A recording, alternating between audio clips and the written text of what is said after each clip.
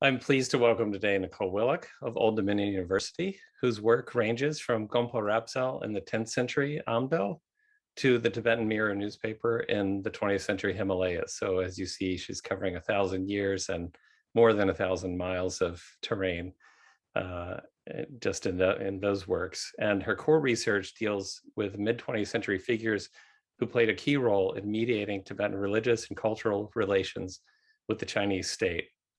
She's based in religious studies and co-chairing the Tibetan and Himalayan religion unit of the American Academy of Religion. And she deals with secularization and the interface of the secular and the religious as well. In 2017, she was awarded a research fellowship with the Robert Ho Family Foundation Program in Buddhist Studies, administered by the American Council of Learned Societies, which supported her work on the lineages of the literary Tibetan Buddhist polymaths of Socialist China, which brings us all here together today. And I look forward to hearing Nicole speak about this important book. Thank you, Nicole.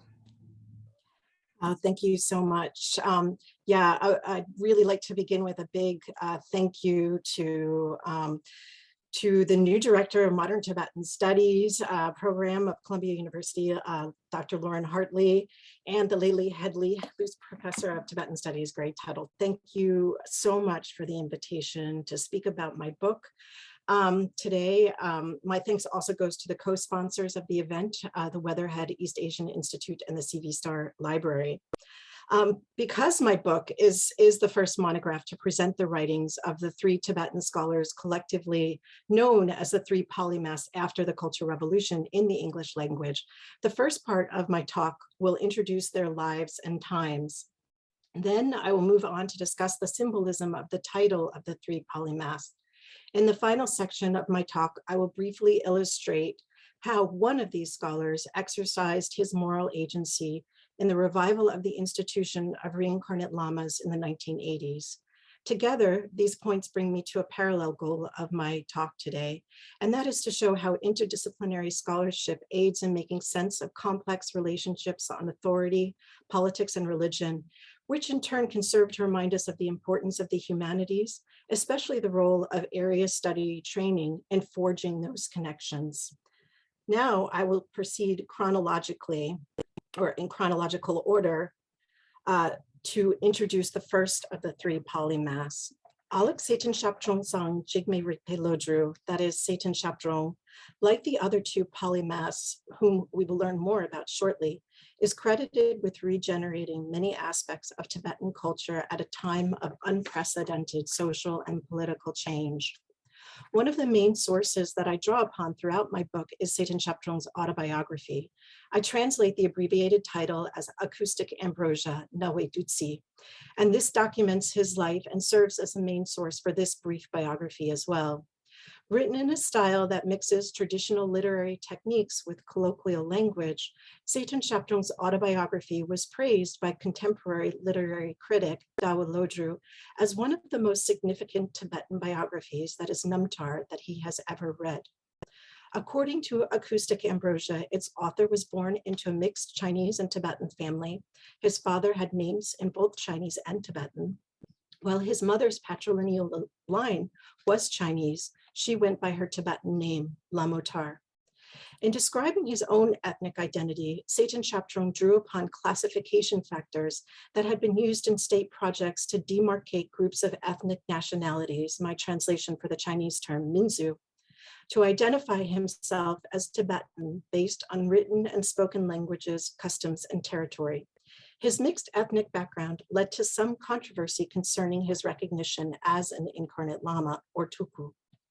Despite initial disputes about his inclusion in the pool of three possible tuku candidates, Amdo Shamarpadita of Ditsa Monastery recognized him as the reincarnation of the fifth Tséten Zhabdrung, a minor Gaelic lineage.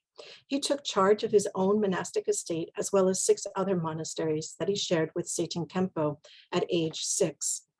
Tséten here is a place name, whereas Zhabdrung and Khenpo are titles of high incarnate lamas. They shared the 6 encampment monasteries, or the Kawa Kadruk, now located in far eastern Hualong and western Minhe counties of Qinghai province. Among them is the famous Dentique Monastery. At age 18, Tséten Zhabdrung completed his monastic studies under the supervision of Jigme Damcho Gyatso and Tséten Rinpoche, who bestowed upon him the ordination name Jigme Rigpe Lodro. At age 24, Tséten Zhabdrung worked on the publication of Jigme Damcho Gyatso's collected works. He not only compiled and edited these 15 volumes, but also raised funds for the construction of a printing house at Tua Monastery to print them. Jigme Damcho Gyatso's commentary, The Essence of Eloquence on the Interpretive and Definitive Teachings, is highly acclaimed and widely read by Gaelic scholars today. The woodblocks for these tomes were recarved and the printing house rebuilt in the 1980s after being burned to the ground in late 1965. This photo shows some of the original woodblocks for the first edition of Tséten Zhabdrung's collected works housed at Tua Monastery. This was started in the early 1980s while Alexung was still alive. The 9 volumes of the woodblock print were included along with other texts in the most recent edition of his 13-volume set of collected works published in 2007. Acoustic Ambrosia, Tséten Zhabdrung's autobiography, highlights his visit with His Holiness the 14th Dalai Lama Tenzin Gyatso and the 10th Panchen Lama Chökyi Gyaltsen in Beijing in 1954, where they all celebrated the promulgation of the 1954 PRC Constitution.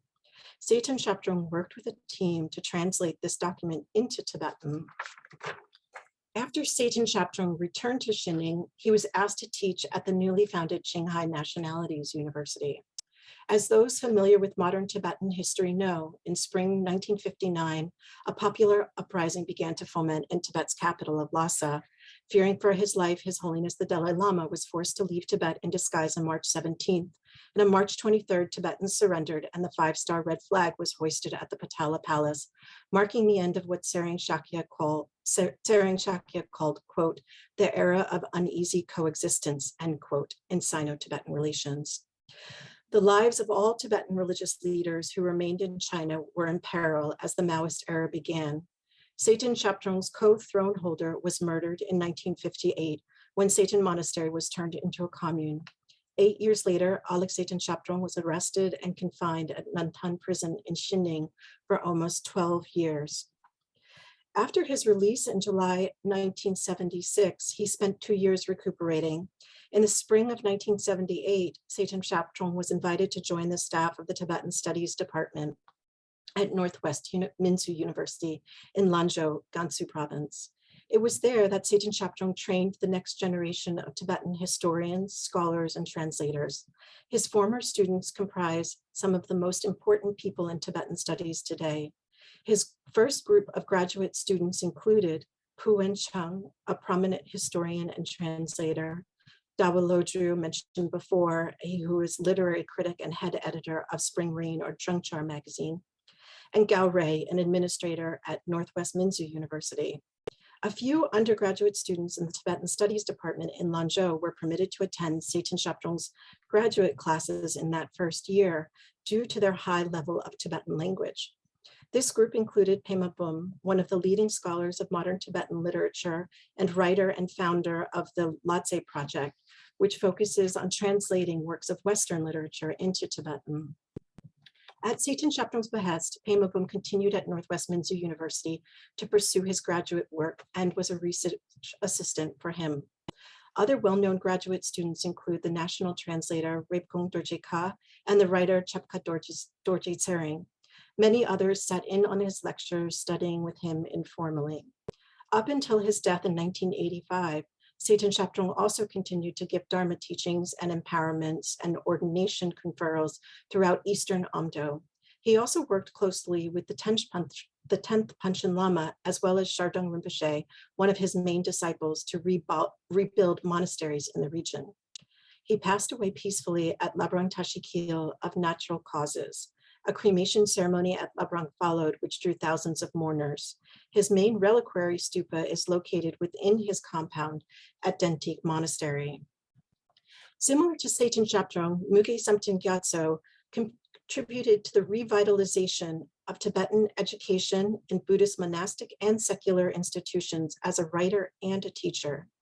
Whereas Tséten Zhabdrung's writings span 3 decades with 4 major works published in the 1950s, All of Muge Samten's texts were published after 1978. His most influential works were in the field of Tibetan literary history and language. Beyond these contributions, Muge Samten gained a reputation as a fierce advocate for Tibetan language education and reform. Unlike Tséten Zhabdrung and Dungkar Rinpoche, the third of the three polymaths, whom we will learn more about shortly, Muge Samten was never recognized as a reincarnate Lama. He rose to prominence among the Gelug elite due to his family's support, educational achievements, and intellectual acumen. Muge Samten Gyatso's name partly derives from his birthplace. He was born in the village of Muge in today's Songpan County of Sichuan Province in late December 1914. Like Tséten Zhabdrung, Muge Samten penned his own autobiography, the title of which I have translated as The Luminous Mirror, the author's own telling of what happened. Muge Samten wrote Luminous Mirror between 1992 and 1993. It is included in the first of the 6-volume set of collected works published in Xining in 1997. Luminous Mirror serves as the main source material for this biography. However, 3 other English language biographies exist. Recently, Rachel Dunjok Tashi completed his MA thesis on Muge Samten as well. Luminous Mirror details the author's family life and education, his arrest during the Cultural Revolution, and in the post-Mao era, it focuses on his Dharma activities and lecturing positions at multiple universities. According to Muge Samten's autobiography, his family supported his education within the Gelug scholastic system even after Muge Samten moved from his home monastery in Sichuan province to the large monastic university of Labrang Tashi Kyil in Gansu province at age 20. 7 years later, he became a fully ordained monk. And in 1946, in the presence of Labrang's main incarnate Lama, the 5th Jamyang Shepa, Muge Samten achieved the highest of Gelug accolades, the Geshe Derumpa degree, and it was appointed as a teacher at the modern school established within Jamyang Shepa's residential compound. In 1949, 2 years after Jamyang Shepa had passed away, the second highest ranking incarnate Lama of Labrang Tashi Kyil Monastery, the 6th Gongtang Rinpoche, asked Muge Samten if he wanted to go to China on a study tour as his representative. Muge Samten agreed. Throughout the 1950s and into the early 1960s, each of the 3 scholars, Tséten Zhabdrung, Muge Samten, and Dungkar Lozang Trinlé, contributed to state building projects to some degree. Muge Samten was the first to be recruited by the state. He traveled to Beijing for the first time with Geshe Sherab Gyatso, who announced the forthcoming liberation of Tibet on the radio in May of that year. Muge Samten began working in the propaganda division of the State Ethnic Affairs Department, the State Ethnic Affairs Commission, where he translated and edited the People's Pictorial, a journal showcasing nationalistic achievements. In 1951, Muge Samten was requested to proofread the Tibetan translation of the 17-Point Agreement, the document which affirmed China's sovereignty over Tibet. In May of 1959, he was recruited by the Minzu Press to join Tséten Zhabdrung on a team responsible for translating and editing the Tibetan language version of Mao Zedong's collected works. In the 1960s, as the political situation grew increasingly tense, Muge Samten was forced to wear lay clothes.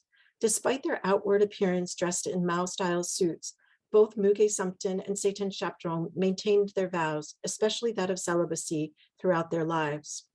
In 1966, Muge Samten was arrested at his workplace in a government office and then struggled against, enduring torture and public humiliation. He was then forced to do reform through labor, and in 1974, he returned to his home village of Muge in Nawa Prefecture to recover. In early 1978, Muge Samten wrote one of his most influential works, Entryway to a Clear Mind, on Tibetan writing. This book filled a desperate need in Tibetan language education. It was popular among many young Tibetans who had not been granted the opportunity to study Tibetan language in their youth due to the policies during the Maoist era.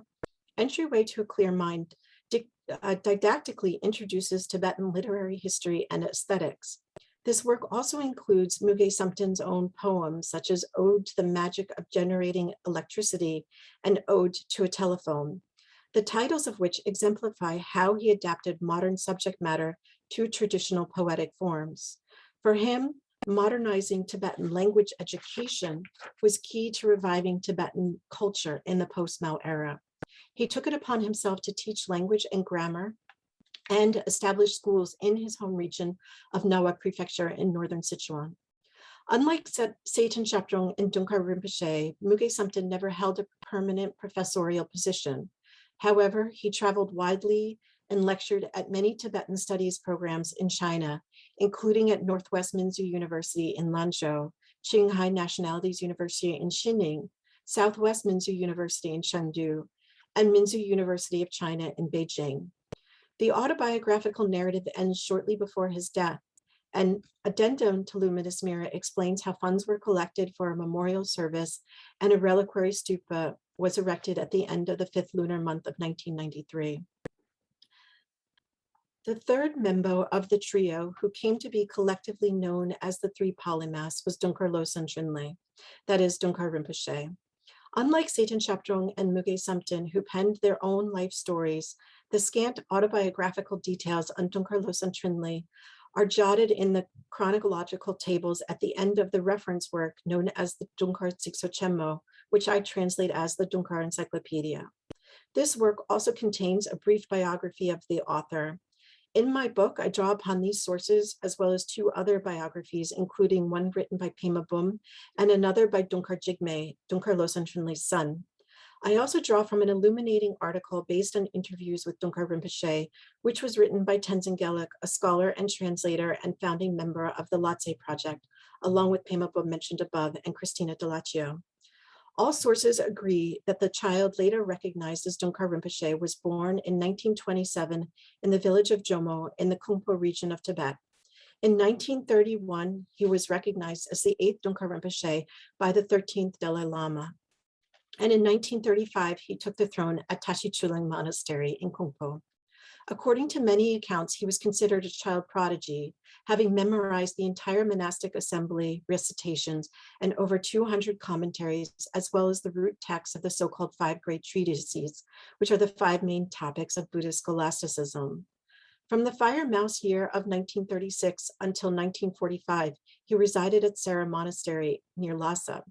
At Losar, ushering in the Fire Dog year, he received the title of the Geshe Larumpa during the Great Prayer Festival in Lhasa. Throughout most of the 1950s, he received teachings from many of Tibet's Buddhist luminaries, but by the end of the decade, he gave up his monastic vows. In 1954, he was appointed as disciplinarian at Gyuto Drotsang, the Upper Tantric College. Alongside these Dharma activities, he became involved with the Chinese communists around 1956, about 5 years after that of the other 2 polymaths, Muge Samten and Tséten Zhabdrung. He was appointed at that time as the vice director of the local Dakong, that is Dakpo and Kungpo branch of the State Administration for Religious Affairs. This office is responsible for both implementing the state's religion policies and enforcing official regulations as directed by the State Council and dictated through the United Front Work Department of the party. According to the biography by Pema Bum, Dungkar Lozang Trinlé was one of the 16 Geshe to serve as an examination debater when the 14th Dalai Lama took his Geshe Larumpa examination in early 1959. In September of 1960, at the behest of Zhou Enlai, he was recruited as a professor for the graduate program specializing in Tibetan studies at Minzu University of China. For 5 years, he taught many courses on Tibetan grammar, poetics, history, and Buddhism. Similar to Tséten Zhabdrung, he wrote a textbook commentary on Tibetan poetics as part of the secular curriculum for Tibetan language programs at universities in China. Copies of the 1957 print of Tséten Zhabdrung's treatise still exist, but pre-Cultural Revolution publications of Dungkar Rinpoche's Gateway to the Art of Literary Figures for Writing Poetry do not seem to have survived that tumultuous time when many books were burned in public assemblies. As a professor in Beijing in the early 1960s, Dungkar Rinpoche began collecting terms that were included in his most ambitious work, the encyclopedia that bears his name, the Dungkar Encyclopedia, which was only published in 2002. Before the Cultural Revolution began, he returned to Lhasa from Beijing and was assigned on a work team for education in Shigatse and Gyensé. Dungkar Jigme recalled seeing his father wear a hat in public struggle session shortly after the launch of the Cultural Revolution in 1966. Due to his social status, Dungkar Rinpoche was sentenced to undergo reform through labor from the middle of 1966 to 1973. According to Tibetologist Heather Stoddard, who met frequently with Dungkar Rinpoche in Lhasa in the 1980s and early 90s, he had told her that he was forced to work on roads at that time. Although the Cultural Revolution was not over in 1973, after that point, Dungkar Lozang Trinlé no longer had to do any hard labor. For example, in 1975, he was assigned, along with Muge Samten, to assist Zheng Yisun's editorial team in Chengdu on the Tibetan Chinese dictionary, the Pogyatzik Sochemo. After being assigned to work at the Tibetan Autonomous Region Cultural Relics Office, located at the Norbolinka in Lhasa, he had unfettered access to rare texts, which he used as sources for his many essays, such as the one on the history of the Patala. He began writing Merging of Religious and the Secular Rule in Tibet, Pugi Chusi Zhongzhou Korshepa, in 1977. This controversial essay was published both as a standalone work and also comprises the fourth volume in the 8-volume set of collected works published in Beijing in 2004. In 1978, Dungkar Rinpoche was invited back to Minsu University in Beijing, where he taught for the next 7 years. In 1985, he returned to Lhasa to take up a professorial post at Tibet University, where he remained until his retirement in 1996. He still traveled to Beijing during this time as vice director of the China Tibetology Research Center, which had opened in 1986. In the course of Dungkar Rinpoche's professorial life, he guided the career of many famous students, including Dundrup Gyal, regarded by many as the first modern Tibetan writer, and Chenxing Ying, the eminent historian, among many others. Although mainly known as a secular university professor, Dungkar Rinpoche bestowed some Dharma teachings in Khumpo in the early to mid-1990s. On July 21st, 1997, Dungkar Lozang Trinlé passed away at the age of 72 in Los Angeles after battling cancer. Obituaries appeared in English, such as those published by the UK's Independent and Tibet Information Network. On the 20th anniversary of the scholar's death, the College for Higher Tibetan Studies at Sera in India held a conference commemorating his contributions to Tibetan history and language. Now that I've introduced you to Tséten Zhabdrung, Muge Samten, and Dungkar Rinpoche, I turn to the importance of the title of the Three Polymaths after the Cultural Revolution. I will do this by way of a story about my journey to Dantik Monastery, which exemplifies a flashpoint of this project. The first time that I visited Dantik Monastery in May 2008, I trekked for 3 hours from my rustic accommodations in a nearby village with an entourage of my 2-year-old daughter, Tibetan friends, and 2 research assistants. Upon arrival, we followed the clockwise circuit of Buddhist pilgrimage. I occasionally paused in amazement to stare at the ancient murals painted high on the crags, and in single file, we entered the narrow caves built into cliffs. We assembled at one of the larger sites called the Cave of Buddhist Adepts, where we listened to a monk whom I'll call Jigme narrate the heroic story of the 3 historical polymaths and how they safeguarded Buddhist monasticism in Tibet a millennium ago. Jigme expounded a history retold in many Tibetan texts, such as Butun's religious history, the Blue Annals, and the Oceanic Annals. In the 9th century, when the Tibetan emperor, posthumously known as Longdharma, persecuted Buddhism in central Tibet, 3 men escaped. The so-called 3 polymaths, Mar Shakyamuni, Yo Gejong, and Sung Rapsel, carried Buddhist scriptures with them. After traveling for some time, they sought refuge at Dantik Monastery, where they ordained a boy in the Mulasavastavada Vinaya, preventing their lineage from extinction. As an adult, he became known as Lachen, the great Lama Gumpa Rapsel, and further transmitted this monastic ordination lineage to 10 men from central Tibet, including Lume, whose return to central Tibet marked a new period of Buddhist time, the later diffusion of Buddhism.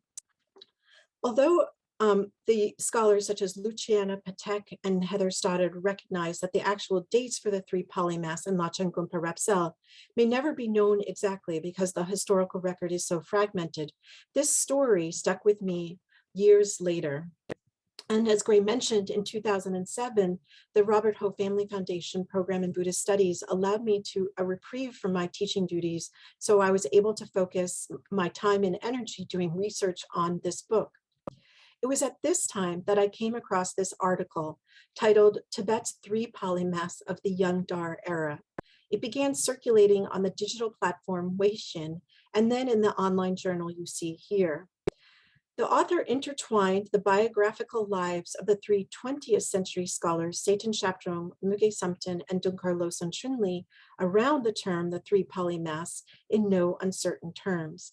This reminded me of what Pema Bum had written in Dungkar Rinpoche's biography for Lhotse Library newsletter, that, quote, many Tibetan intellectuals consider that the impact of the destruction of Tibetan culture during the Cultural Revolution was the same as that of Langdharma's destruction of Buddhism in Tibet some 1,000 years earlier.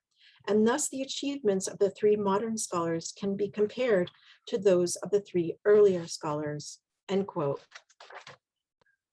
Through these various paths, I became aware of the symbolic value of the three polymaths title. Like their 10th century predecessors, the three 20th century scholars were charged with saving Tibetan Buddhism at a pivotal time. Additionally, their efforts to preserve Buddhism, similar to those of the historical monastics, marked a new timeline for Tibetan Buddhist history. This new era is signified in the title of the article. The Young Dar era refers to a third epoch in the historical development of Tibetan Buddhism. Translated as the era of Dharma's rediffusion, the Young Dar era orders time in a way that ignores the standard historical sequencing of events as determined either by the death of China's founder Mao Zedong in 1976 or by the socioeconomic reforms initiated by Deng Xiaoping in 1978. The concept and term Young Dar finds its foothold in two earlier divisions of Tibetan Buddhist history, the earlier diffusion of the Dharma between the 7th and 9th centuries, and the later diffusion of the Dharma beginning in the 11th century. This ordering of time occurred within Buddhist historiography and simultaneously within the nation state of the People's Republic of China, within which these three scholars are heralded as upstanding citizens. So in taking up this project on modern Tibetan Buddhist figures within China, I faced an immediate conundrum: how to study this subject matter without undue influence from polarized accounts of Sino-Tibetan historiography. The study of their lives and works counters a common presumption that Tibetan leaders active in the People's Republic of China were mere political collaborators. Frequently in the Western imagination, it seems as if the leading Tibetan players in China could only take on the role of either collaborator or resistance fighter. This binary model fails to account for the variety of repertoires, choices, and types of knowledge employed by these intellectuals in their subject positions as teachers, scholars, translators, and writers in both Buddhist monastic and secular state institutions. In my study of these monastic scholars, I build on the notion of moral agency as employed by Sabah Mahmud. I draw upon moral agency as historically and culturally disciplined capacities of action and skills in order to question what sorts of conditions enable these intellectuals to express their ethical values, to promote institutions, and to uphold religious practices even under political restraints. I detail how disciplines of subject formation, in this case, are embedded in Gelug Buddhist texts, practices, and embodied knowledge thereof. In the last few minutes of my presentation, I will turn to illustrate one example of how Tséten Zhabdrung navigated between the discursive territory of Tibetan traditions and state discourse by looking at an ethical dimension in the so-called revival of the Tuttle institution in the 1980s, and show how interdisciplinary scholarship sheds light on the complex processes of authority and ecclesiastical succession that still hold sway today. A photo in Ethnic Nationalities Pictorial shows college students packed in a classroom at Minzu University in Beijing. This photograph appears in a feature article on Tséten Zhabdrung titled "The Scholar Striving to Develop Tibetan Culture" that was translated into Tibetan from a front page story that ran in the Chinese Guangmin Daily 3 months earlier. This image, capturing a teaching moment, also exemplifies a kind of secularization because all aspects of Tséten Zhabdrung's Buddhist identity are absent from the snapshot and article. Paradoxically, most Tibetans in the photograph must have known that Tséten Zhabdrung was a recognized chuku, or emanation body, and this quality undoubtedly drew students to him. However, neither article identifies him as a chuku or refers to him as a lineage holder, a gyutsen, which is an embodied source of Buddhist knowledge with the authority to transmit teachings. Tséten Zhabdrung's stance on the revival of the Tuku institution, as told in his autobiography, is on one hand descriptive. It opens a door to understanding the pedagogies and discursive practices employed in his training as a Gelug Buddhist monk. At the same time, his self-penned life writing, which was finished in 1978, prescribes certain qualities that a Tuku should embody. This becomes relevant at around the same time that that picture was taken, when discussions on the qualities of recognizing new Tuku becomes central concerns, that is in 1983. In Acoustic Ambrosia, Tséten Zhabdrung remembers crucial aspects of his own educations in terms of yunten, or what I translate as virtues, which he assesses to be of far more importance than his status as an incarnate lama or tuku. Moral excellence for him is acquired and cultivated through learning. It is not necessarily an innate quality, even for a tuku. Virtue for Tséten Zhabdrung begins by training with an authentic learned teacher. Tséten Zhabdrung recalls how at a tender age of 9, he was instructed by his root lama, Jigme Damcho Gyatso, to create a record or a topik of all the Buddhist teachings that he had received. Tséten Zhabdrung's Acoustic Ambrosia instructs his readers on the close connections between transmission, instructions, and authority of both text and guru. The author links these together through his autobiographical memories.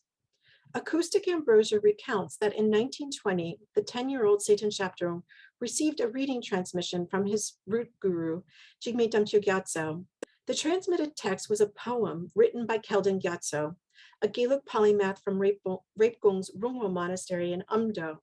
As I'm running out of time, I will leave this reading transmission for you to read on the slide for yourselves, as I point out that after Tséten Zhabdrung tells his readers how he logged this transmission in his record, his topik of Buddhist teachings, he then switches to a didactic tone to admonish his potential monastic readers, stating, quote, "By citing the above transmission, it means that if you are born as an incarnate lama, but do not cultivate virtue or yunten, and only become entangled in wealth, then it is inappropriate. In order to cultivate virtue, it is absolutely necessary to train in Sutra, Tantra, and the 10 fields of learning altogether with a teacher who possesses the characteristics of being a teacher," end quote.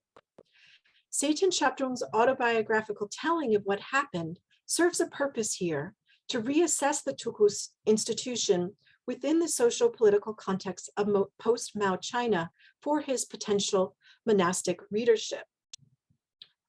Information gathered from disparate sources, including interviews, a biography on Tséten Zhabdrung, and the Panchen Lama's speeches, sheds light on how both Tséten Zhabdrung and the Panchen Lama advocated for the reinstatement of the Tuku institution in the early 1980s. I give more details on these sources in my book, but as I wrap up for now, it is clear that Tséten Zhabdrung argued for the recognition of new Tuku around the parameters of the so-called 3 great virtues when he stated, quote, "Based on the whole situation, such as current circumstances, early history, and standard textual references, other than finding a 3 or 4-year-old and placing him on a tuku, on a silk-covered throne as before, it would be more appropriate and a better fit to find a candidate in a range older than 12 but younger than 15, who show signs of intelligence and moral conduct, end quote. He presented these recommendations on the sidelines of a joint meeting of the CCP and the Chinese Buddhist Association in Beijing in 1983. 4 years after Tséten Zhabdrung presented these recommendations, the Panchen Lama candidly addressed the dire situation of the Tulku institution in his final speech recorded at Tashi Lumpa Monastery in central Tibet 3 days before his own death on January 28, 1989. This speech stresses the wish for the reinstatement of the Tulku institution and emphasizes the role that local monasteries should hold in the recognition process. In this speech, the Panchen Lama reiterates the three great virtues for recognizing new Tulku when he states, quote, Tulku should be recognized when they are about 10 years old. That is the age when it is possible to gauge the child's character, intelligence, and religious propensity, end quote. Echoing Tséten Zhabdrung's assessments on the overall importance of Buddhist education that I outlined before, the Panchen Lama reasons, quote, if the recognition of Tulku is aimed at preserving and promoting Buddhism and administering the monasteries, it is not necessary to look for someone who is merely an authentic reincarnation. Everyone should keep this in mind. I think that someone with a knowledge of Buddhism, gentle character, and ability to serve the cause of Buddhism is better than a mere authentic reincarnation, end quote. Sadly, neither Lama lived to witness the recognition of any new Tulku in post-Mao China. In 1991, 6 years after Tséten Zhabdrung's death and 2 years after the Panchen Lama's death, the government finally permitted the recognition of new Tulku officially. When the State Council directive was first implemented, it seemed as if each local Buddhist community would manage the recognition of the Tulku as the Panchen Lama and Tséten Zhabdrung had recommended in this meeting in 1983. However, the opportunity for Tibetan Buddhist hierarchs to take the lead in the recognition process was short-lived. As many of you know, Order Number 5 on Measures on the Management of Tibetan Buddhist Reincarnations, issued by the State Administration for Religious Affairs in 2005, effectively places control over the future recognition of Tulku in the hands of the state. While the 10th Panchen Lamas and Tséten Zhabdrung's concerns for the moral character of incarnate lamas did not have much effect in their lifetimes, it remains open whether their recommendations will come to bear on the recognition of future Tulku. Nonetheless, by looking at this issue through various sources, we can see an example of how monastic scholars navigated the discursive territories of Gaelic scholasticism and practices thereof, and state discourse in the post-Mao era to advocate for the recognition of new Tulku.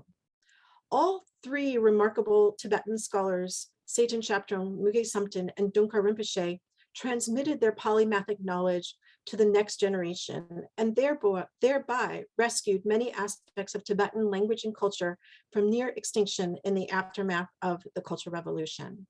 Thank you for listening. I'm going to stop sharing now. Thank you, Nicole. That was wonderful.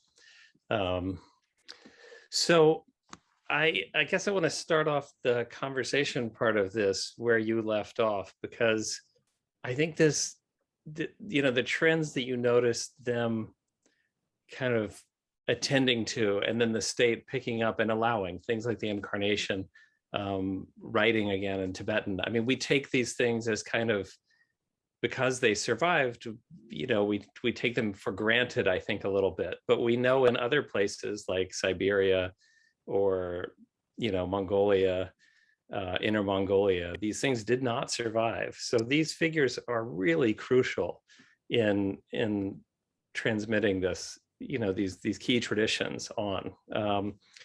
So I wanted to ask you to kind of address the tensions between these religious figures having helped restart the incarnation tradition post-Cultural Revolution and the current state control and status of incarnations today. And I, when I was looking back at your book a couple of days ago, it really, the things you highlighted about Tséten Zhabdrung's three virtues, that his focus on education, maintaining monastic vows, correct temperament. What struck me about that was none of that would violate any state policy, right? So it allows this kind of, but it also seems very appropriate for these positions. Like you could imagine someone saying these things 200 years ago, before there was a Chinese state involved. But it also allows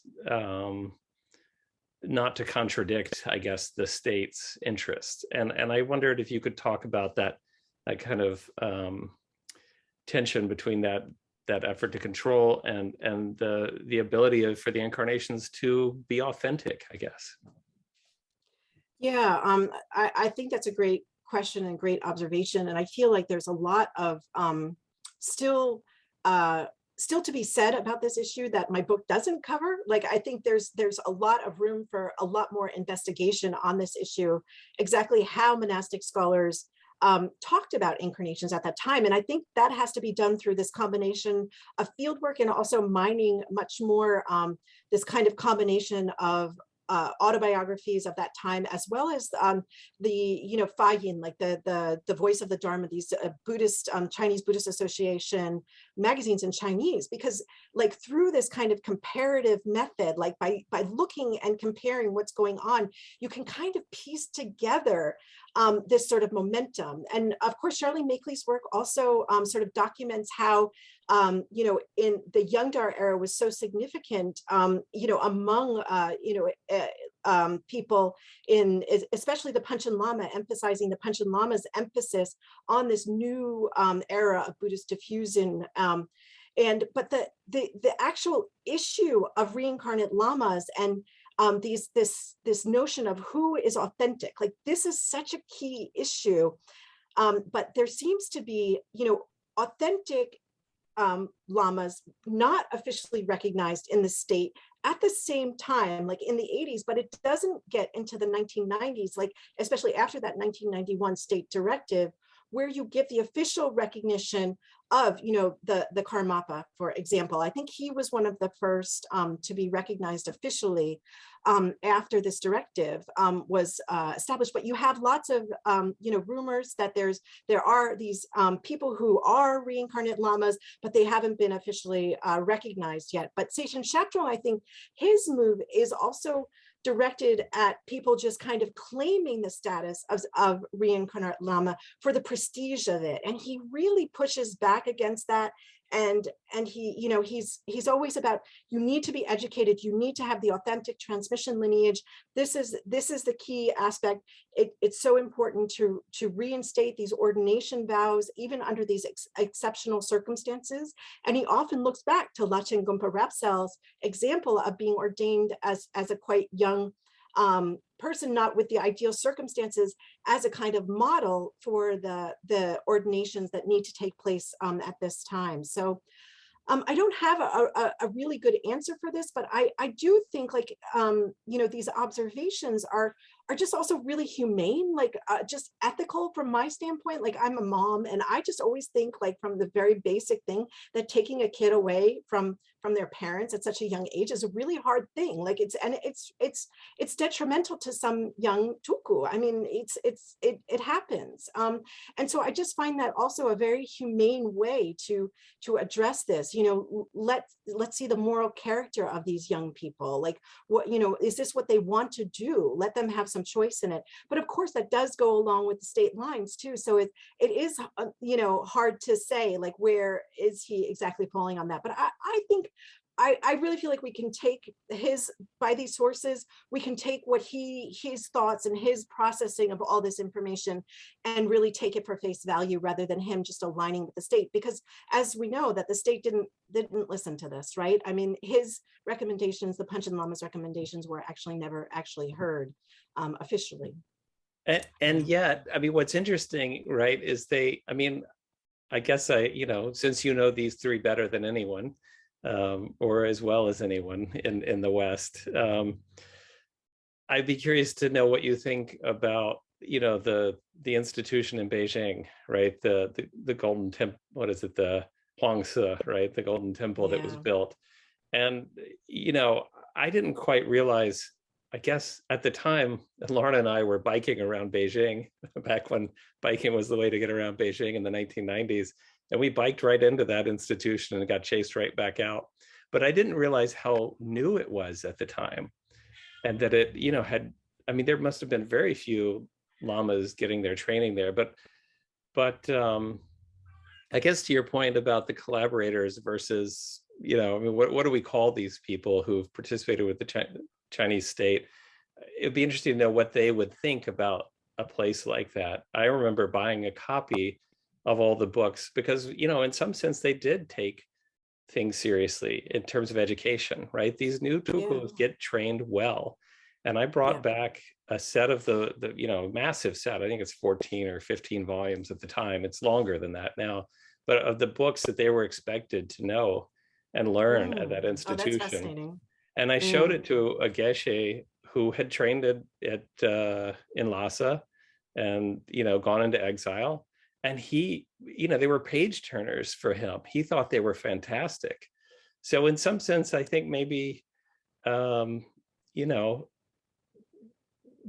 were elements of these men's work that did persist. The education, I think the state is pretty interested in the monks maintaining monastic vows. I think they're pretty interested in correct temperament as well.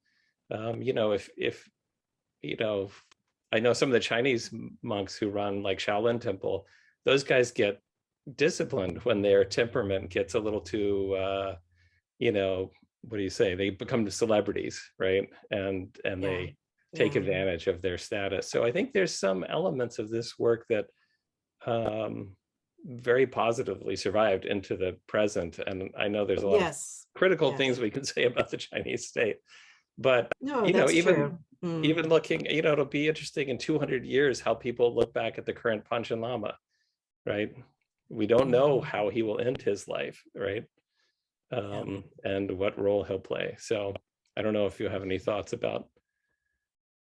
I think as like publication is a whole other thing that I kind of take as a separate category from the Tulku institution, because like the publication of these texts this is foundational, that is absolutely crucial to the survival of Tibetan language at this time. And it is definitely Tséten Zhabdrung, Muge Samten, Dungkar Rinpoche, and other scholars who are like, they're writing like crazy in order to, get things down and to support the Minzu publishing houses, get these various texts printed. So that is like a whole other aspect of this project that just continues. I mean, the publishing, I don't know. I mean, Lauren probably could answer this better, but I still think like China is where most Tibetan studies publications are coming from.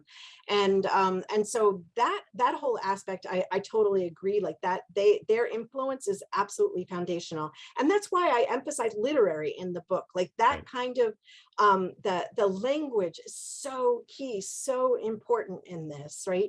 But the religion side of things, and especially when it comes to authority and succession, this is when things get really, really messy. And I just know from like, my field work, which is, I haven't spent a lot of time at Hostess. I really can't say what like that training is like there. That would be like a great study, a whole, study on that, I think.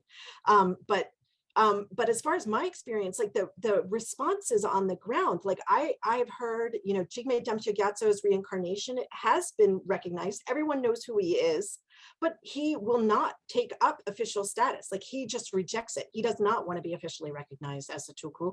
And I've heard this about Tséten Zhabdrung's reincarnation as well, is he doesn't want to be officially recognized anymore. He practices, he's he still educates himself and so on, but he doesn't want to be official. Now, is this in response to the state? I would assume so, but I don't know. Maybe it's just the personal wishes of these individuals to do what they feel is best. It's a really tricky situation, I think, and it's not going to get any easier. And of course, like we also have to keep in mind that U.S. policy has also changed. I mean, the Tibet Support Policy Act that was passed in December of last year, that the U.S. will have measures if any foreign power recognizes a reincarnation of His Holiness the Dalai Lama after he passes, and it is not, that reincarnation is not recognized by the Tibetan people themselves. So, this is by no means over, I think, and I think it's really going to be an ongoing thing that I mean, it's kind of unbelievable that reincarnation is actually in in a law in Congress. Like that still blows my mind, honestly. Right. It was surprising enough when it got into law in the Chinese state, right? But even more surprising. Yeah. I couldn't believe it when I read it. Yeah. Right. Well, I did want to ask you about the situation with Tibetan language education and publication these days, and you brought it up in terms of their support for it. But I wonder they were crucial to restarting that trend, right? After the Cultural Revolution. Again, it's not a foregone conclusion that would have continued. It could have faded, right? But what do you make, or what do you think they would make of the direction that publication has taken? I mean, they obviously focused on literary topics. They were supportive of Tibetans learning. I mean, was that a kind of make do because that's what they could educate people on at the time? Would they be disappointed at, I mean, maybe the volume of like the volume of publication is, obviously religious writing is less prominent than it was in the past, and there's other, modern fiction and other kinds of literature, tons of poetry and so forth. So what do you think they would make of where things have gone? I think they would be thrilled, like, honestly, at the amount of Tibetan language publications that there are today. I think it's unimaginable, because even, I mean, we have to think, in historical time here, it's so important to really not take these things for granted just because we have BDRC database in front of us today, right? I mean, Gene Smith's whole project was because these texts were so rare, right? And I mean, it's just, I think it's just thrilling that we have this access today, but it is something that we cannot and should not take for granted. This is so crucial to keep in mind, especially I feel like for the next generation who, sometimes just thinks, oh, this is, this text is just there, and it wasn't like that. I mean, even for me, doing, starting this project, I started this project with Gendon Rapsel, during my graduate studies. And at that time, only Tséten Zhabdrung's 1987 print of his 5 volumes was available. So there was no Dungkar Siksochemo. There wasn't any collected works of Dungkar Rinpoche. I was hard pressed to get the Tibetan language version of the merging of the secular and religion in Tibet. Like it was hard to get. And so I think they would be thrilled at the amount of Tibetan language publications that there are, but it's so important to remember, when they started teaching, I mean, I can't remember the number of students that Pema Bum mentioned in his autobiography that had Tibetan language knowledge before starting in the Tibetan studies program at Minzu University. I think it was 12 or something like that, or it was something, it was so few. Yeah. And still so many of that generation are just they often say to me, oh, my Tibetan's not good, my Tibetan's not good, and the younger generation 10 years later, that's when things started to change. And it's because of scholars like these 3 figures. Yeah. Yeah. So I wanted to go in a different direction and ask you why there was no great polymath from COM. I have my own theories. I think, I honestly think this is I think these scholars were more willing to work within the system of the state. Maybe it's just the history of Gelug's interacting with the state. There's always kind of just as your work shows, as earlier studies show, there, Qing dynasty shows, there's just this, the Gelugs don't have such a problem working with the state. And I still feel like that remnants of those memories, that historical memory is still there with this generation, because that's when they're born. They're born Tséten Zhabdrung was actually born before, the end of the Qing dynasty. He was born under the Manchu emperor. Like he mentions that in his autobiography. So I think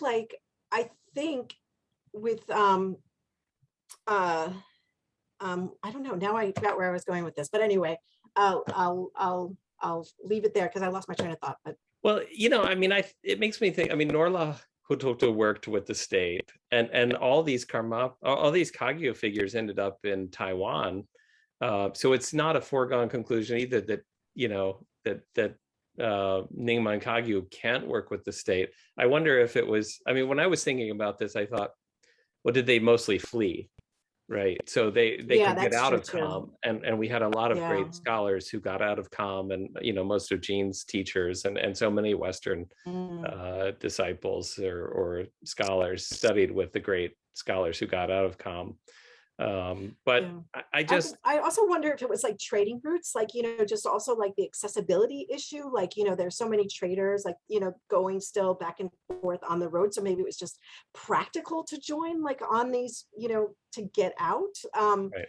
I don't know, for Tséten Zhabdrung and Muge Samten, I mean, they were so far that they couldn't, I think it would have been really, really difficult for them to leave, even if I don't even think they entertained that idea. Like I'd never got any inclination that they did. I heard that Sherab Gyatso tried to escape. He went running, out across the grassland as fast as he could, but he couldn't. He didn't make it. Right. So then he had to work with the state. But yeah, go ahead. Right. Yeah, but why is there no the three polymaths from Com, right? Like, so I guess what I was saying before is that they're like, because they're willing to work with the state, they were willing to take positions at the Minzu universities. And from what I understand, the way this three polymaths title really came about was through the kind of graduate students making that connection. In other words, it was an invented term, seeing that, the connection between the past and the present, but, framing history and framing this title within Tibetan historiography. And that's why they gave them this title. But I think it's because they were, working, within the Minzu universities, because their influence was so widespread. I mean, that's the thing, like so many Com scholars are like really regionally focused, and here these scholars traveled all around. I mean, Tséten Zhabdrung was in Lhasa, in Beijing, in Sichuan, and everywhere. All three of them they were all over the place. And I think it's through that kind of, reputation that's how these three especially got this title. It's interesting. I was trying to remember if there was anybody like that from Com, like Dungkar Rinpoche or Minyak Gompo. But maybe there just wasn't. I mean, it struck me so strongly because nowadays Com is so strong, the kind of charismatic figures who are, keeping Tibetan culture alive in new and interesting ways through videos, through, public talks and so forth.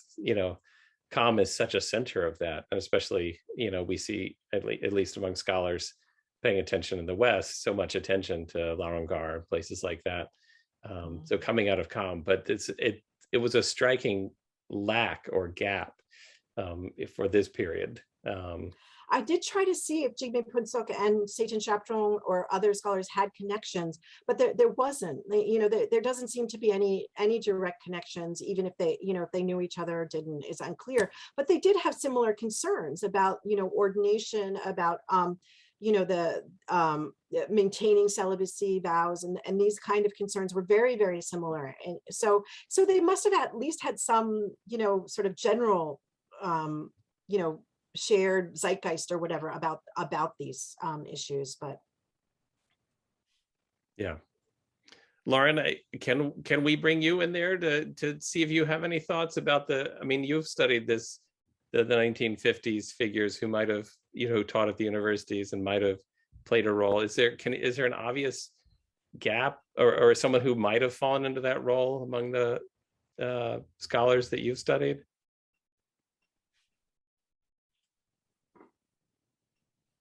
We can't hear you.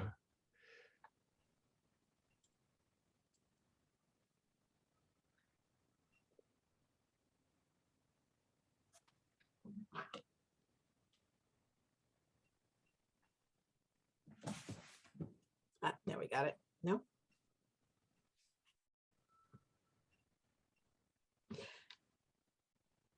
Yeah, I think also like with you know, this resistance fighter collaborator issue, like I think it was actually uh Robbie Barnett who first kind of coined that term, but it seems like it's such a it's like a reoccurring term or idea that happens in modern Tibetan studies. It's almost like modern Tibetan studies only has to be kind of if it's religious, then it's in the West in exile.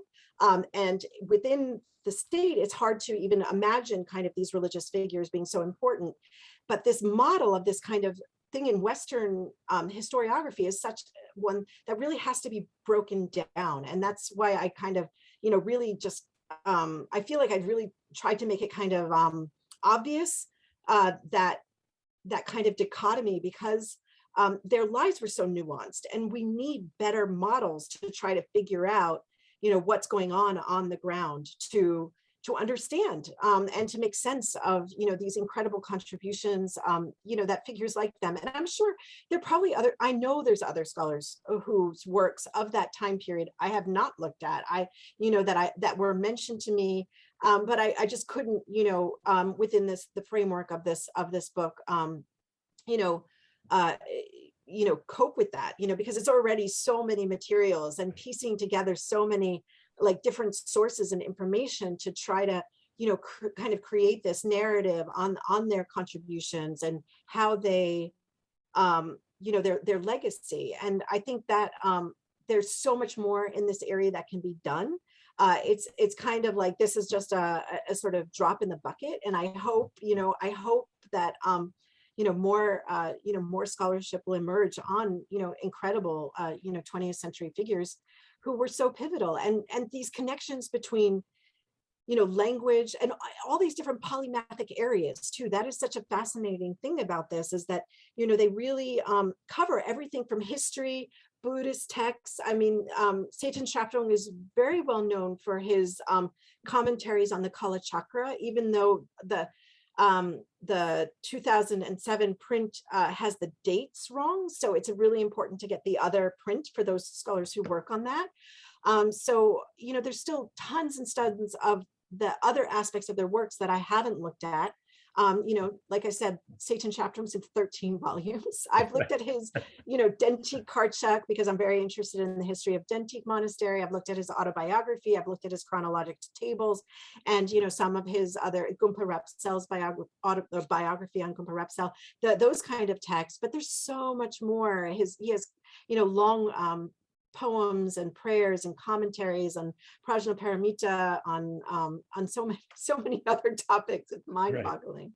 Well, and as you say, it came from the Tibetans that these three men were seen as the key ones. And I wondered, as I was asking this question, maybe it was a shift from, it's not Uzang, Kam, and Amdo, but it's, you know, TAR, Qinghai, and Sichuan. And Muge Samten can represent Sichuan, even if he doesn't, even if he's not a Kampa. Exactly. And so Amdo isn't a relevant, you know, category.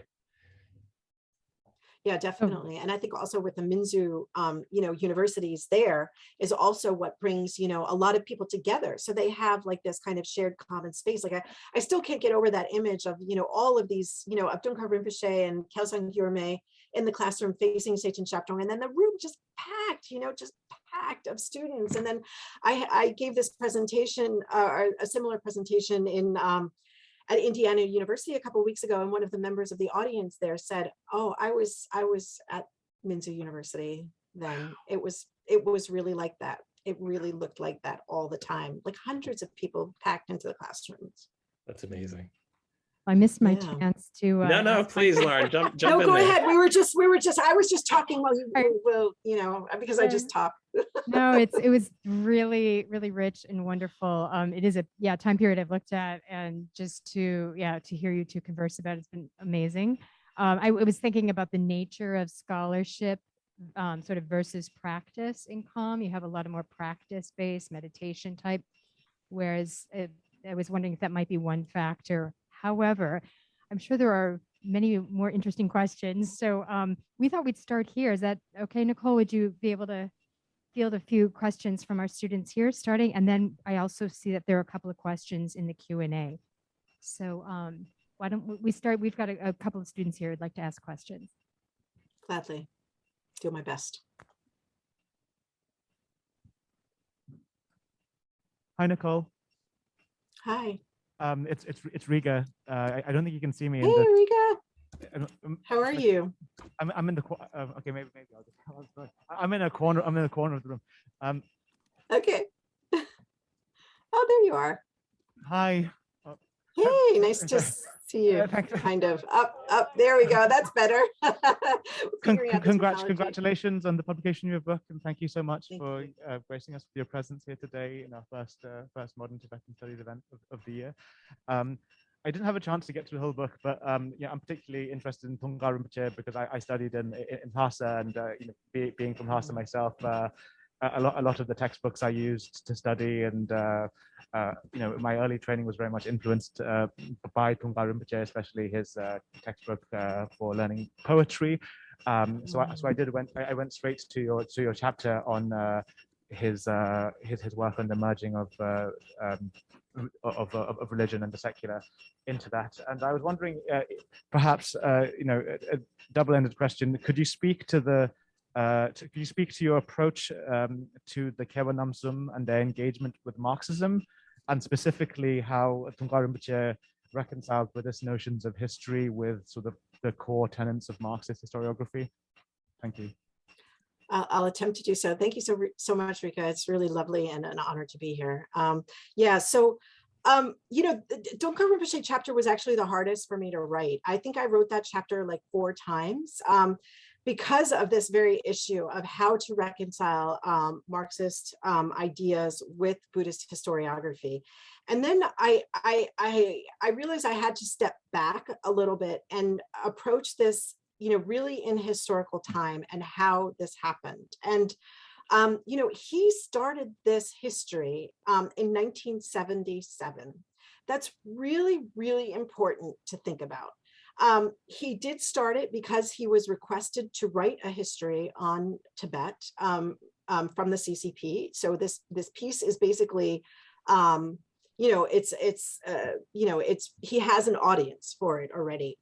But he seizes the opportunity. It's not just that he I mean, yes, of course he toes the line. He knows Marxist historiography. He translates, he works to translate Chinese translations of Marxist texts into Tibetan. And there's a few of those in his collected works, a piece by Engels, for example.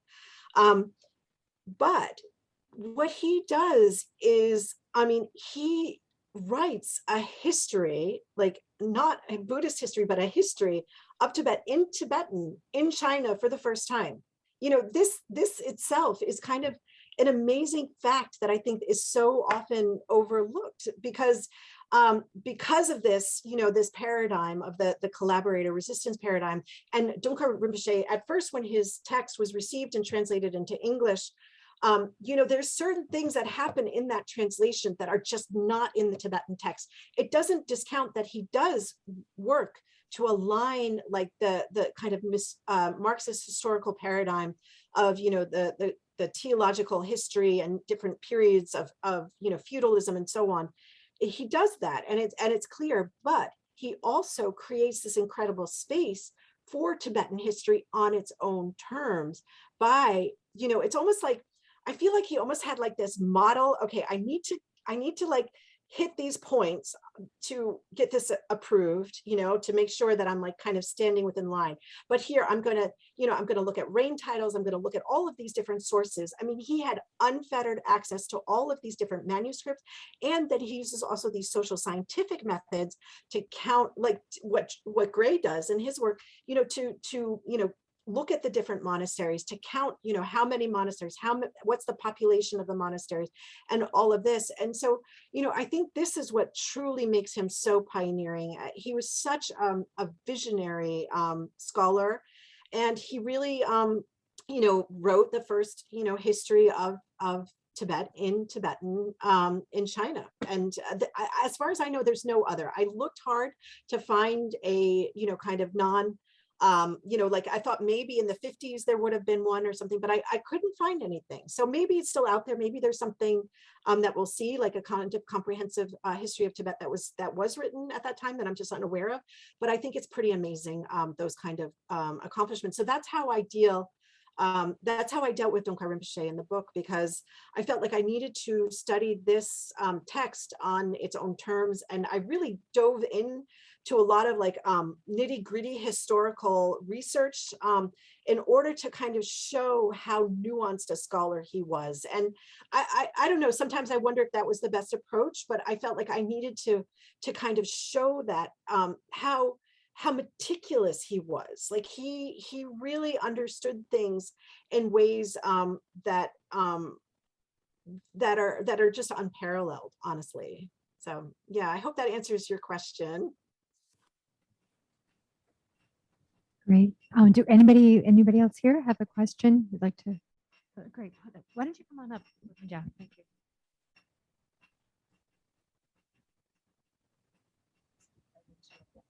Hi, Professor Willock. Thank you for the wonderful presentation. My question is really about what you think about the applicability of this Kebamism, because it seems to me that there's a certain lacking on the religion side of the, their exploits. Are we to think that their achievements or exploits are kind of in some ways largely restricted to academia, to to what you call its kind of discursive fields of Tibetan studies in China? Or I'm thinking about, like you mentioned earlier about Khenpo Jigme Phuntsol as a contrasting sort of a figure in the greater context of the rediffusion of Buddhism in the post-Cultural Revolution. Thank you. Yeah, that's a great question. I think, I've really emphasized the more secular aspects here so far, but no, they were absolutely pivotal to, especially Tséten Zhabdrung and Muge Samten in the transmission of ordination lineage, especially for Tséten Zhabdrung, the Mulasavasavada tradition in Amdo. And, I think like the problem is to document, to do all of that kind of legwork, right? Really to get on the ground and to see exactly when and where they transmitted which teachings and which empowerments and how many people were ordained. That's kind of like a whole other project. And I did start out trying to do that, and then it became it was like that side of things just I just couldn't get enough time to go to all of these different monasteries, and I realized it was a different project, and so I kind of had to leave that aspect aside. And I do talk about in the book, like what some of this, some of the Dharma teachings that they give, but I think the applicability of the Kebamisum, it's not for me to judge. Like I did not come up with this term. I just noticed this term. This is what my interlocutors, who are both monastic and secular, called them. This is I didn't invent this. Like this is on the ground. And this is, I interviewed a lot of Tséten Zhabdrung's disciples who were in the monasteries. I went to all of his monasteries, and always like this term like would just kind of come up in conversation. Oh, he's one of the Kebamisum, and I was like, what is that? And so it was sort of over time that I realized the importance, the symbolic value of that title. And that's why I highlight it in my book. But they were certainly active in both religious and secular realms. And even, that's the thing, even Dungkar Rinpoche was like, it almost, I did not realize like that he was actually active at his monastery in Kungpo in the 90s. And this is something that's also needs more studying. It needs more people to go there and interview and find out, well, what teachings did he give? I wasn't able to go to that monastery, so I don't know. You have to talk to the monks on the ground, or the people who attended on the ground, and combine that kind of ethnographic information that you find out from this with the historical sources. So that's why I say there's still a lot to be done. Gray, did you want to raise that one question you noticed in the Q&A? Yeah, Now yeah, we'll I switch thought- over to those. Yeah, I thought that would be a good time to raise this. So Tensha from the audience asked the question: are the lies of the Kepa Sum taught and discussed in Tibetan studies in the universities in Tibet? So outside the monasteries, is it consciously taught in the universities? And the historical Kepa Misum, yes. no, these Like guys. the- I mean, I'm assuming that. Oh, Yeah. yes. I think as far as I always ask this question whenever I meet a different Tibetan scholar who comes to the U.S., usually through Columbia or and often they'll say, "Oh yeah, that's the Kepa Misum." Yep, yeah. It's just kind of. I don't know how set it is. I have no. I'm not sure. Maybe other scholars will be identified as the Kepa Misum. It's not a closed title the way it is historically for the historic Three Polymaths. I think this is a category that's, it's a recent one, it's invented, and it really is to highlight that continuation, right? That what they did. And I don't think it's a closed category. I mean, obviously it's always a danger, I think, for academics to point these things out, because then it becomes reified in the West. And I certainly don't want to imply that this category is a closed one. It's an invented one. And I really hope I put that across in my book, that, you can see its formation, and it's a way of claiming Tibetan identity. And it's a way of like framing history in a different way. I mean, I constantly say post-Mao era, but no one says that term. Like when, I'm on the ground, no one says that. They say Youngdar. Youngdar is the term that's used, so it's kind of pointing out these kind of nuances in framing. And I felt like my job was to, bring attention to that. Like that's what I felt like was my my task with this this book. Great. Lauren, do you have more questions there in the room?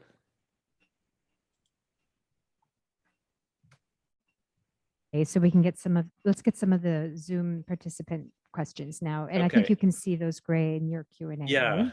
Yeah. So I was Oh, kind of working yeah. my way backwards because I think they kind of fit better this way. Dashi Namgyal asks, to what extent can we attribute the three scholars' works with the forging of a pan-Tibetan identity and nationalism across the Tibetan plateau? And on this point, and somehow it's, here it is. Let me pull this one up as well. Dashi Deki Monet raised the point that Muge is considered part of Gyalrong, and Gyalrong is sometimes considered part of Kham. So maybe, my earlier question was kind of a misunderstanding of Muge Samten. I think of him as oriented toward Labrang, and so kind of, and I also think of Muge as oriented towards Amdo, because that's kind of where I see it from. But maybe he saw himself, or others see him as part of Kham. So That could be. so can these, to what degree can we attribute these three scholars' works with maybe playing a role in forging a pan-Tibetan identity and nationalism across the plateau? Absolutely crucial. Absolutely crucial. I mean, the thing is, like in some of the in the Denti Karchuk, Tséten Zhabdrung also talks about how that area of Amdo, Hualong, which is like really, I mean, it's really close to Xining. It's not, some Tibetan scholars do not consider even that area part of Amdo, right? Right. And so there's that. But for Tséten Zhabdrung, he unequivocally, connects, this area with Central Tibet. And even talks about that there were discussions of a kind of united Tibetan area, including Hualong, including this area. And you can read that it's not explicit, but it's pretty clear that. And if you compare that with also like the gazetteer, there's this gazetteer, the Difang Zhi from Hualong, also talks about this kind of Tibetan autonomous sort of, I think they actually use Zijitshu, if I'm not mistaken. I mean, it's been a while since I read that, but it's really interesting to do that. And of course, like Dungkar Rinpoche's history, that creates clearly a pan-Tibetan identity, because he covers all of Tibet. I mean, he talks about the whole history of Tibet, and it unifies all of these different religious traditions. When he's talking about the different he talks about them all in terms of religion, like they're always chuluk, the Sakya chuluk, the Geluk chuluk, and this idea of religion as a it's hard. I think in English, I often will also mix terminology when we talk about that. Is it a sect? Is it a school? Is it a tradition? Like these terms are difficult, I think.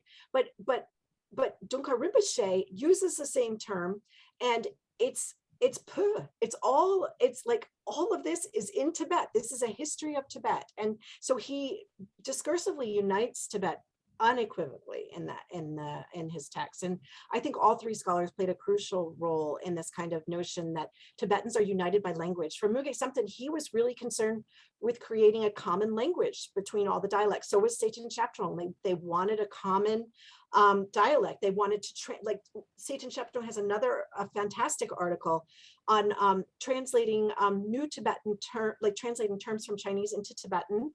That takes into consideration the different regional differences, and make sure that all speakers from all the different dialects of Tibetan know what the term means in order for this common language to kind of be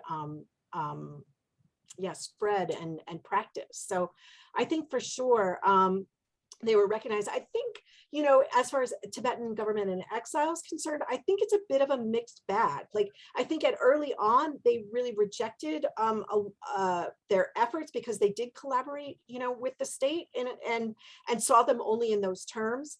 But then as their writings got published and as time went on, and they also realized the strong connection. Like, I mean, the thing is, like, the reason I mentioned Jigme Damcho Gyatso's work at the beginning is those Gelug scholars out there know his work is so, like, his commentary on this difficult passages of Tsongkhapa's interpretation of emptiness is so important in Gelug scholarship. And I mean, I don't understand it all, but I know from so many people how, like, this text was, like, considered, like, it was just this so precious when it was brought into exile with His Holiness the Dalai Lama. He loves this text, and His Holiness actually wrote a praise poem praising Jigme Damcho's collected works, and it's Tséten Zhabdrung who's doing this, right? You have to remember it is Tséten Zhabdrung, because Jigme Damcho Gyatso died in 1946. He got sick and he died quite young. So there's those connections. As those connections get made, I think then the attitude in exile really shifts, because they realize their incredible contributions. And, like I said, Sarah, there was that big 20th anniversary of Dungkar Rinpoche's death, a big conference I wish I could have gone to, that was held there. So yeah, I think they're really it's kind of reimagining them now in exile, and seeing how pivotal their contributions were. Yeah, great. And then the first question that came through, but the last maybe that we have time for. One short one now, I think. Is asking you, what are well, you can decide between these. What are some of the obstacles you faced during your research, and what are some reactions from Tibetans about the book? Well, I so many Tibetans have said thank you to me for bringing attention to these figures. I'm like always amazed at how heartfelt these figures were. I can think of several people who are just like so grateful that that there's a book and like that's pretty relatively accessible about them. And so in general, I've had a very, very good reception about this. There were many obstacles in writing this book. I think the biggest one in writing a book that's an obstacle is my own self. Like, that's always the biggest obstacle, right? Like, how do I do this? I mean, it's like, I am so humbled when I read these works of these three incredible human beings, right? And I just go, oh my gosh, like I can't write about them. They're just like, they're so incredible. And, I'm just like, I'm just me, And so, but like I said, what I felt this story wasn't being told. And so that's where I went. And that's why I did the task that I did. But it's far from finished. I mean, there's so many other stories to be told. And I really hope that, this just starts, maybe a new conversation. That's my biggest goal, is that. Well, I think you certainly have. And thank you so much for coming today to help spread the conversation here at Columbia.